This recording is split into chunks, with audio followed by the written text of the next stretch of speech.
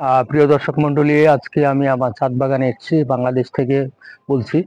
আমরা দেখি আমি আমার ছাদ বাগানকে বিভিন্ন সবজিতে, বিভিন্ন ফলে আহ, আহ, ভরে তুলেছি। আপনারা দেখেন, এখানে প্রথমে আপনারা ফুল দিয়ে আমি সাজাইছি।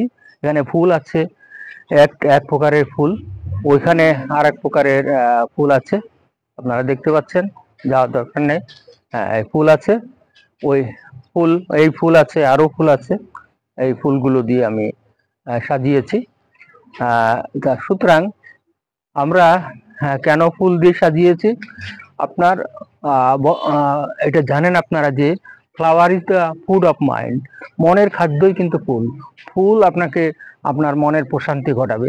সুতরাং মন ভালো থাকলে আপনার আর কোনো ভাইটামিন বা কোনো খাদ্য তেমন লাগে না, স্বাভাবিক খাবার খেলেই হয়। তা আমরা দেখেন, এখান থেকেই আমি শুরু করি, যে এটা দিয়ে শুরু করি। আপনারা দেখেন, সবচেয়ে মোরিঙ্গা, এটা পটাশিয়াম দিচ্ছে আপনাকে। আমি বলেছি সব ধরনের খাদ্য যাতে, খনিজ যাতে আমরা পাইতে পারি, সেই ধরনের আমরা করেছি। এটা দেখেন, আপনার লেবু ভাইটামিন সি দেয়, অ্যান্টিবডি তৈরি করে আমাদের দেহে, যা আমাদের রোগ জীবাণুকে মেরে ফেলে। আর এইখানে দেখেন, এই গাছটা ফুল গাছ, এটা ডায়াবেটিস রোগীদের জন্য খুবই ভালো। এই পাতাগুলো আপনার ডায়াবেটিস রোগীদের যারা একটা করে খেলে অনেকটা কন্ট্রোল করতে পারে, কিন্তু ডাক্তারের পরামর্শ নেবেন। এইখানে দেখেন, আপনার আপনাকে আপনার দেহকে সুন্দর করে দিবে, রঙিন করে দিবে মেহেন্দি গাছ। এর সাথে আমি দেখেন খুব একটা সবজি নিয়েছি, করলা। হ্যাঁ, করলা এখানে আমি উঠাই দিয়েছি। আপনি একটু মনে রাখবেন যে এই গাছের এখানেও কিন্তু করলা গাছ আছে। আপনারা দেখছেন, এখানেও করলা হচ্ছে। এইখানেও আমরা করলা দেখছি, যে এইখানেও কিন্তু করলা আছে, এই করলা আছে। তো এটা করলা, আপনারা জানেন যে ডায়াবেটিস রোগীদের জন্য সবচেয়ে বড় ধরনের একটা সবজি। এটা অতি দ্রুত আপনার সুগারকে কন্ট্রোল করে দিবে। সুতরাং এই সবজিটা খুব ইম্পর্টেন্ট আপনাদের জন্য, যে করলা, এটা ইনসুলিন তৈরি করে দেহে। এরপরে আপনি চলে আসেন যে পেয়ারা গাছ। দেখেন, আপনার পেয়ারা গাছ লাগানো হয়েছে। এই পেয়ারা গাছ কিন্তু এর গ্লাইসেমিক ইন্ডেক্স খুব কম, সুতরাং ডায়াবেটিস রোগটা প্রচুর পরিমাণে এটা খেতে পারবে। দেখেন, ভাইটামিন সি, মালটা, এটা আমরা দেখালাম। আরেক প্রজাতির আমি লেবু এখানে দেখাচ্ছি আপনাদের। আরেক প্রজাতির লেবু এখানে আছে। হ্যাঁ, এই লেবু আরেক প্রজাতি।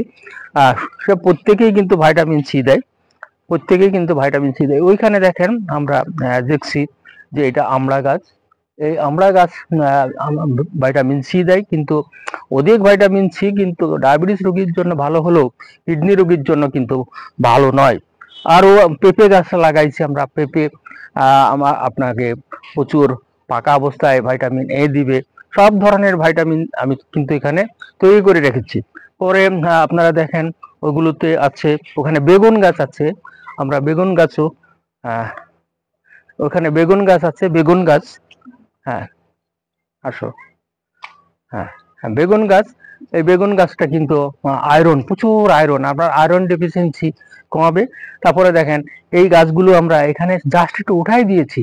আপনারা মনে করবেন যে এইভাবে আমরা ওদের যদি যত্ন নিই, ওদের একটু আমরা যদি যত্ন নিই, তাহলে কিন্তু ওরা উঠতে পারে। তেমনি ভাবে এখান থেকে শিক্ষণীয় আছে।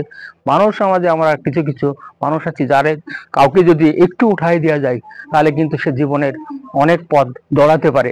সুতরাং দেখেন, এইগুলো আমরা করি। এখানে দেখেন, এটা আমরা পালং শাক, কিন্তু এই পালং শাক কিন্তু ভয়ানক কিডনি রোগীদের জন্য। সুতরাং পালং শাক আপনার ডাক্তারের পরামর্শ অনুসারেই খাবেন।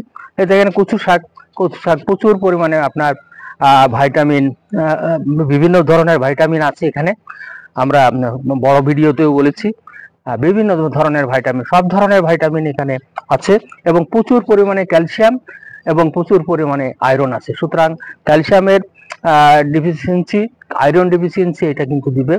এখানে আমি সাজেছি, হঠাৎ করে যদি আপনার মরিচ দরকার হয়, এই মরিচটা আমরা এখানে দিয়েছি। মরিচ কিন্তু ভাইটামিন সি দেয়।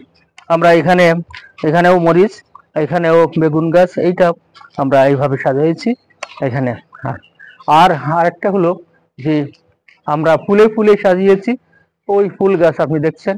প্রতিদিন আপনি এই ফুলের এখানে আসবেন, প্রতিদিন আপনি ফুলের এখানে আসবেন, আপনার মন কিন্তু পরিষ্কার হয়ে যাবে। তাই আপনাদের সাধ্যমতো এই বাগানগুলো আপনারা নিজেরা করেন, পারিবারিক পুষ্টি নিয়ে আসুন। সবাইকে ধন্যবাদ।